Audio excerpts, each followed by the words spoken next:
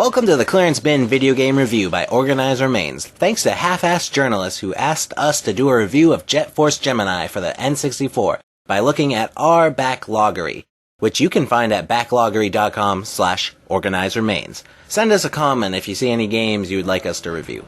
$5 is the price you can find Jet Force Gemini over at Amazon.com. Before we start the review, let me just say, long story short, I was not able to record footage for this game. All the videos you will be seeing is gathered from videos I found on the internet. Jet Force Gemini has been labeled as the most underrated game of all times. It's on mostly every list of underrated games for the N64 I've seen. So let's check it out. You play as 3 different characters by the names Juno, Vila, and Lupus. My favorite has to be Lupus the dog. He has an unfortunate name, but he can hover. Each character has a different type of ability, letting you get to different places some characters couldn't reach. Rescuing tribals is the fun part of the game here, until you get hours into the game where I got sick of it. The game developers decided that you need to collect all of the tribals at a certain point of the game. If you want to beat the game, you've got a lot of hours ahead of you.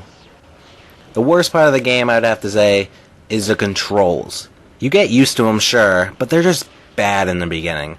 I found using the manual aiming system was the worst part. Final say, I can see the appeal of this game and why some people would call it underrated.